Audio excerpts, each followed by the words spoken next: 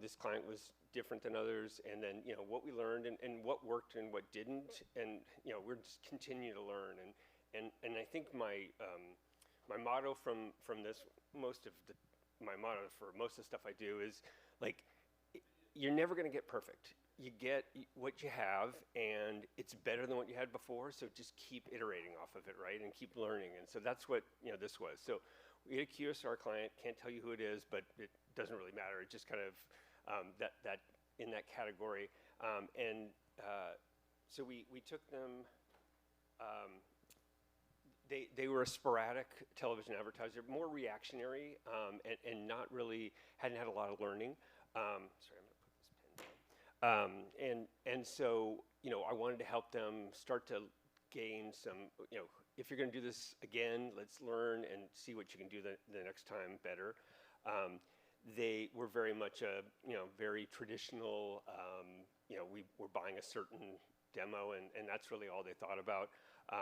So it hadn't been very sophisticated in their targeting, and they wanted to run advertising during a kind of key period for their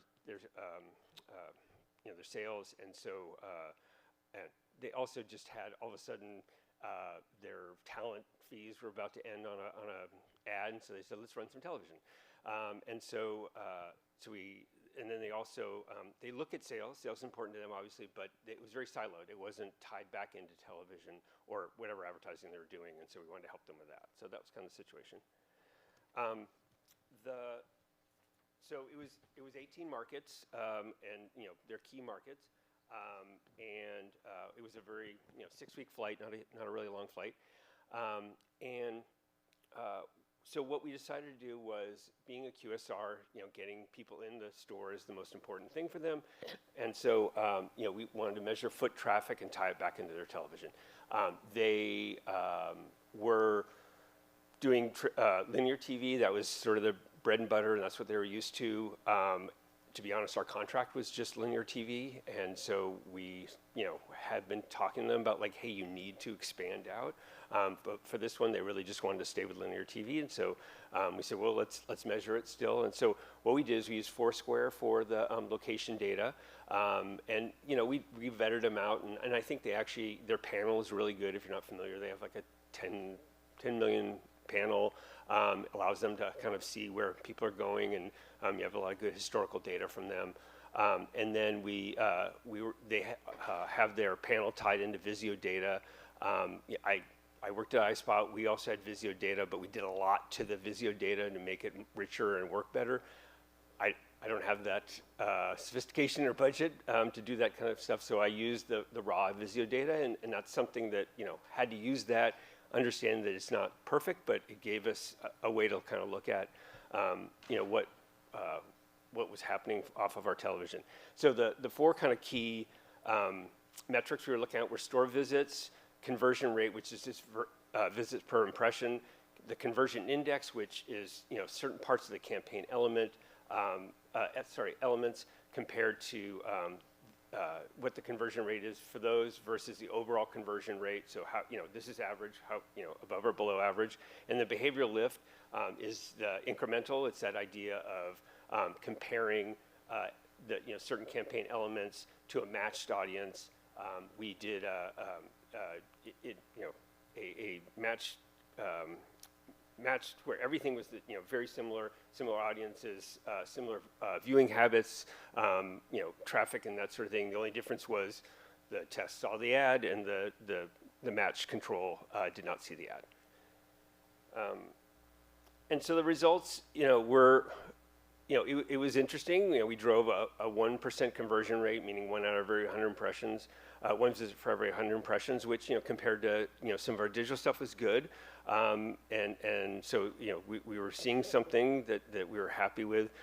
We saw roughly a 10 to 20% behavioral lift, meaning that people who saw the ad were 10 to 20% more likely to visit the store than people who hadn't seen it. And to try to tie it back into sales, we had a 8 to 10 time ROAS off of this, which again, television is about awareness, but this is trying to get it down to the lower funnel and driving in traffic.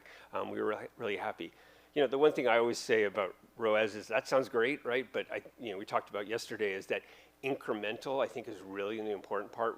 People are going to go to these stores on their own. They, love the food and they want to go in there. So it's the ones that weren't planning on going there is what we really want. And, if we looked at incremental on this, it's probably like a 1-to-1 spend, right? And so is that the best use of our money? I mean, there's arguments to that. I certainly want to have that higher, that our spend is driving in more, but it was a good learning just to kind of have that. So things we did learn, which were great that we hadn't known before, was that, they were really targeting like women 25 to 49 was their kind of key audience. And what we were able to show is that other, beyond their non-core audience, were driving good conversions. So younger audience, 18 to 24, were actually really great. Certainly more ethnic audiences, they hadn't really thought about that and were driving a lot of conversions. So that was helpful to understand. And that they were always about households with children. Well, actually households without children drove really good conversion rates. So it helped them understand that maybe their target audience was a little broader. And then what we found was buying through linear, we were under-delivering their lighter users, which is what we really wanted to bring more new people in. And so that was great learning for us. We did bring about 10% new visitors in, so that was at least something, and so we can kind of understand which programming was working for that, at which we hadn't had before. And then we gained a better understanding about the markets. Some markets worked great, some markets were not so good, and so it helped us understand, is this a bad market for them from an advertising standpoint, or is it maybe we just have to think about different mix for that? And then understanding days and day parts was great, in that we saw that programming on Wednesday drove great conversions.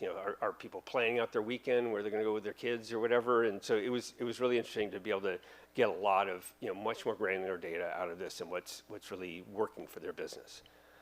So last thing is just that idea of some future thoughts of what we can do in the to do better and make this work the next time we do it. Which thankfully they are on board, and there is going to be a next time. Our campaign this year, we're going to definitely dive more into this. But that idea of let's look at multimedia.